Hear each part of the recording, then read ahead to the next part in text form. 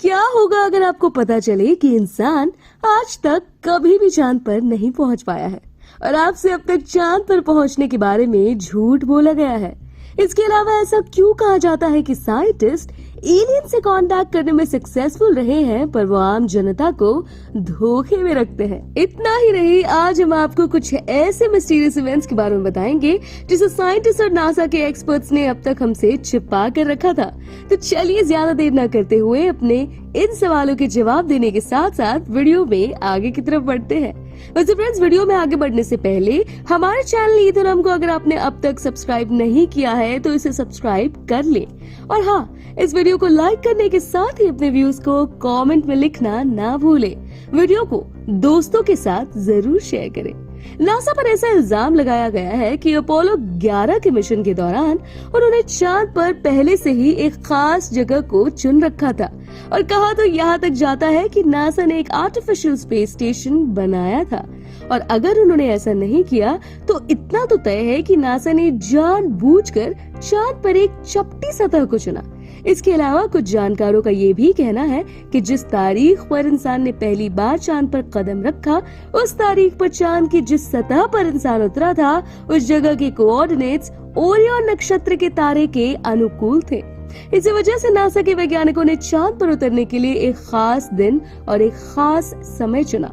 ऐसा कहा जाता है कि वैज्ञानिक हर चीज को बहुत ही प्रैक्टिकल तरीके से करते हैं, लेकिन सच तो ये है कि अपोलो मिशन की सारी डेट्स को जिस इंसान ने चुना था उसका नाम फारूक था और फारूक के पिताजी प्राचीन इजिप्शियन सितारों के विशेषज्ञ भी थे।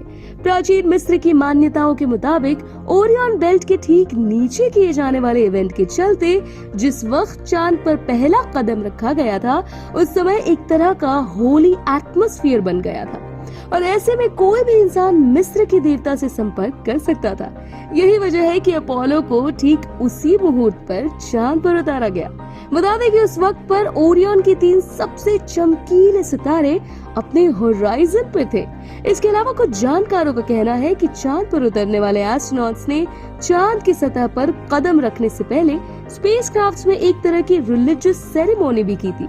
बता दें कि मिस्र के लोग इस खास तरह की सेरेमनी को लंबे समय से अपने भगवान से संपर्क साधने के लिए इस्तेमाल करते हैं। मतलब साफ है कि जिस वक्त पर इंसान ने पहली बार चांद पर कदम रखा उस वक्त भी स्पेसक्राफ्ट में मौजूद एस्ट्रोनॉट्स ने खास तरह के रिवाज को निभाकर न केवल भगवान को याद करने की कोशिश की बल्कि कुछ जानकारों का तो यहाँ तक कहना है कि एस्ट्रोनॉट्स ने ऐसा करके दूसरी दुनिया के लोगों से भी संपर्क साधा होगा या ऐसा करने की कोशिश की होगी।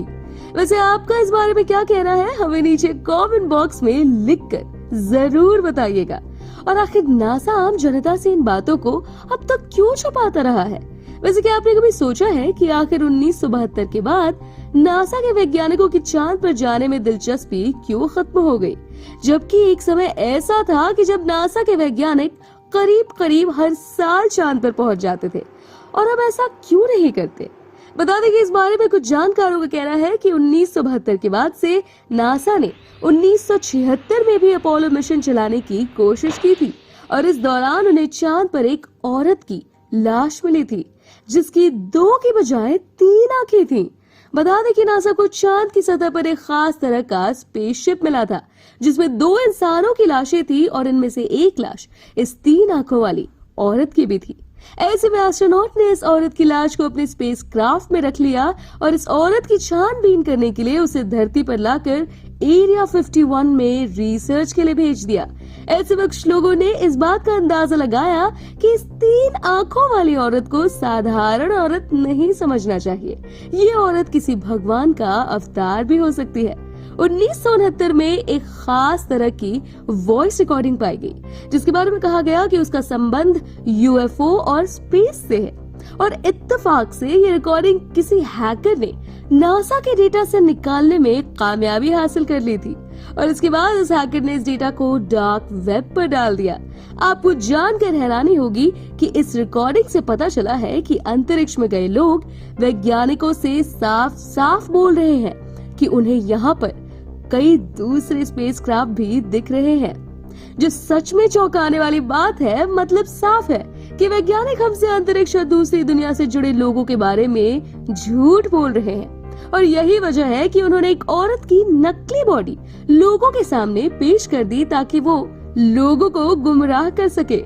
वैसे बता दें कि अंतरिक्ष में भेजे जाने वाले विमान में सीमित लोग ही बैठ सकते हैं और अगर ऐसे में कोई 50 से 60 किलो की औरत की लाश किसी अंतरिक्ष विमान में रखी जाती तो उसे उड़ने में काफी ज्यादा दिक्कतों का सामना करना पड़ेगा या शायद वो विमान भारी वजन के कारण वापस धरती पर लौट ही ना पाए। ऐसे में बहुत ज्यादा संभावना है कि नासा के वैज्ञानिकों ने भोली भाली जनता को बेवकूफ बनाने के लिए औरत का पुतला लोगों के सामने पेश कर दिया हो। वैसे आपका इस बारे में क्या कहना है? नासा के वैज्ञानिक हमसे झूठ बोल रहे हैं या फिर हमें उनकी बातों पर आंख बंद करके भरोसा कर लेना चाहिए? इतना ही नहीं, कुछ जानकारों का तो यहाँ तक भी कहना है कि नासा के वैज्ञानिकों ने लोगों से झूठ बोला है कि वो चांद पर कदम रखने में कामयाब रहे हैं। कुछ का कहना है कि हो सकता है कि नासा के वैज्ञानिकों ने फोटोशॉप के जरिए एक बनावटी माहौल पैदा करके उसकी वीडियो रिकॉर्डिंग करके आम जनता के सामने पेश कर दी हो ताकि लोगों को ऐसा लगे कि अमेरिका के निवासी सच में पहले ऐसे लोग थे जो चांद पर कदम रख पाए। ऐसे में सवाल उठता है कि आखिर अमेरिका के लोग ऐसा क्यों करेंगे? दरअसल ऐसा करके अमेरिका और नासा से जुड़े लोग पूरी दुनिया को ये दिखाना चाहते हैं कि वो न केवल एक डेवलप कंट्री है बल्कि उनके पास बहुत सारा पैसा भी है और वो इतनी ज्यादा तरक्की कर गए हैं कि अब चांद भी उनकी पहुंच से दूर नहीं है। और अगर सच में ये बात सही है तो इंसानियत के लिए ये बहुत ही बुरा संदेश है कि इंसान खुद को बड़ा दिखाने के लिए आम जनता को बेवकूफ बनाने से भी पीछे नहीं हटता। खैर आगे बढ़ते हैं। आपने आज से कुछ साल पहले यानी 2012 में ऐसा सुना होगा कि 21 दिसंबर 2012 को दुनिया पूरी तरह से नष्ट हो जाएगी। बता दें कि इस तारीख से पहले भी कई बार ऐसी अफवाह उड़ाई गई कि आने वाले समय में फला तारीख में दुनिया नष्ट हो जाएगी। लेकिन क्या आपको पता है कि 21 दिसंबर से ठीक 3 दिन पहले यानी 18 दिसंबर को राजस्थान के जोधपुर में कुछ ऐसा घटा जिसके बारे में सुनकर पूरी दुनिया भर के वैज्ञानिकों की रूह कांप गई। दरअसल 18 दिसंबर को सुबह 11:30 बजे जोधपुर में एक बहुत ही भयानक और तेज आवाज सुनाई दी और ऐसा कहा गया कि अगर यह आवाज कुछ देर और आती रहती तो आसपास मौजूद बिल्डिंगों के शीशे टूट जाते और शायद बड़ी बड़ी बिल्डिंग्स भी पूरी तरह से धराशायी हो जाती। इस अनहोनी घटना के होने के बाद कुछ लोगों ने ऐसा अंदाजा लगाया कि शायद पास मौजूद एयरफोर्स के लोग किसी नए विमान को बनाने के लिए टेस्ट कर रहे होंगे। लेकिन एयरफोर्स के लोगों ने बताया कि उन्होंने किसी भी तरह की टेस्टिंग नहीं की। लेकिन कहानी में ट्विस्ट तब आया जब इस घटना के करीब 4 महीने बाद नासा ने बयान दिया कि 21 दिसंबर 2012 में जोधपुर में सुनी गई आवाज का एलियंस यानी दूसरी दुनिया के लोगों से किसी भी तरीके का कनेक्शन नहीं है। और हैरानी की बात है कि जोधपुर में सुनी गई आवाज को लेकर किसी ने भी नासा से ना तो पूछताछ की थी और ना ही उनसे इस बारे में जांच पड़ताल करने की कोशिश की थी। लेकिन उसके बाद भी नासा ने 4 महीनों बाद बिना पूछताछ किए ये बयान दे डाला।